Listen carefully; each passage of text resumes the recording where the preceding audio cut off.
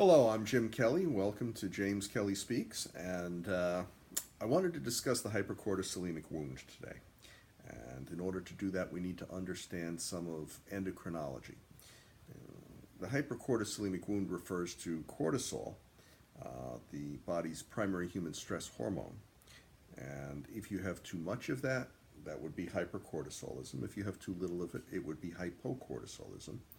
And you have a situation where either too much or too little is no good. Eucortisolemic is what we strive for. So when you end up in the hypercortisolemic range, too much, you have certain adverse experiences. The extreme end of that is Cushing's syndrome, which is visibly obvious external changes. But there are also internal changes that occur as well.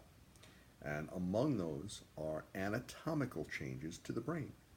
So when someone is experiencing prolonged exposure to stress, these changes start to happen. And ultimately what happens is, it affects personality. So different regions of the brains have different densities of things called glucocorticoid receptors, which are on the surface of the individual cells, the neurons, and they're also inside the cells. And what happens is, in the presence of elevated levels of glucocorticoids, the stress hormones like cortisol, for prolonged periods of time, it anatomically reshapes the brain, generally shrinking those regions. Key regions are the hippocampus, the prefrontal cortex, and in a different manner, those are both gray areas, but in a different manner, there's a white matter area that is particularly significant called the uncinate fasciculus that is composed of 5 different bundles of fibers and connects those two regions among others. So what you have happen is you have volumetric shrinkage within the brain of the gray matter regions, and you also have the volumetric reduction of the sheath on the bundles of cells in the white matter as well. Each of these affects the functions of those particular regions of the brain and does so adversely. This is built on the work of Dr. Sapolsky, who is the leading expert on how the cells are volumetrically reduced, sometimes to the point of cell death. Now, that's not to say that in the absence of exposure to stress that damage is going to remain fixed and never improve. That's certainly not the case, because the brain is plastic, even as an adult. The uncinate fasciculus does not even fully form until almost 40 years old. So you have a plasticity, you have the brain that has different regions that will regenerate new cells, so that after the stress is reduced, volume can regrow. And cell death and cell regeneration are only one component. There are others. I'm not going to go into them here, but there are others. What's important to understand is this damage done to the brain by remodeling it, I have called the hypercortisolemic wound. Wound meaning that it's not a permanent damage, but it's one that there can be recovery for. And in that recovery, it's not a complete recovery. There's always a weakness, there's always a vulnerability. And it can be re-injured in the re-exposure to stress.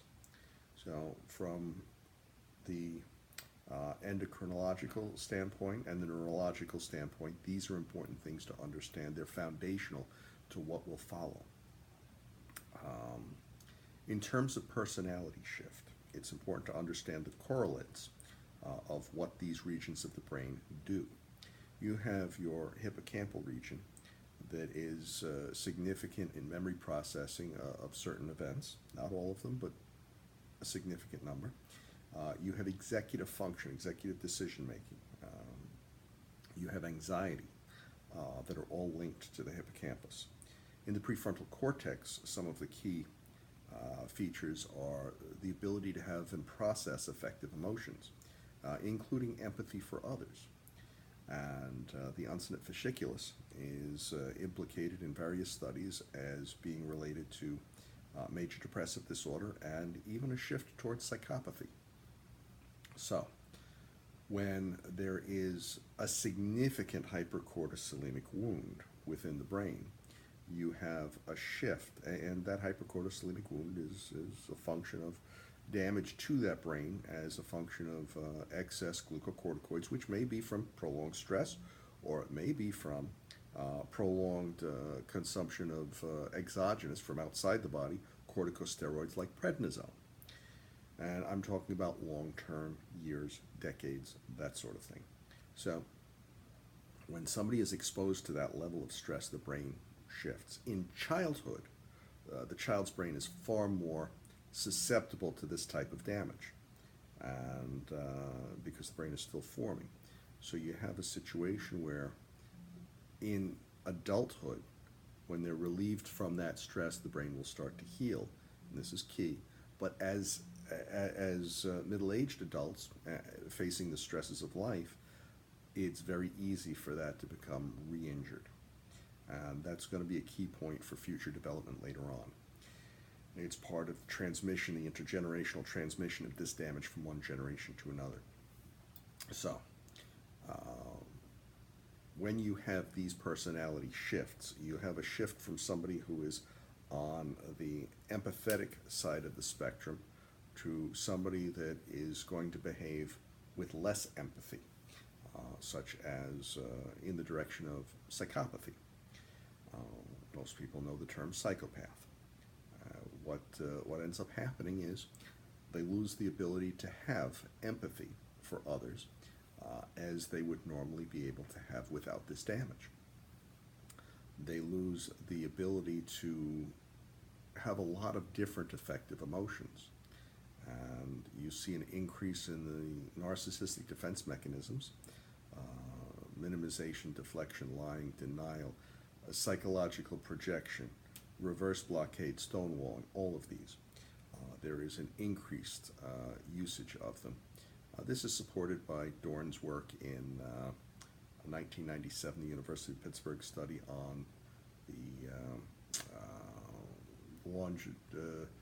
longitudinal study of psychopathology in Cushing's disease after surgical correction, I believe was the name of the title. 1997 study on 33 patients. And it's something that shows the relationship between cortisol, the volumetric regions of the brain, and the behaviors that link all of this together. And that's key in understanding. A lot of people will say that, oh, you cannot cure psychopathy. Well, what can happen is the brain is plastic, and in the absence of stress, either external and internal,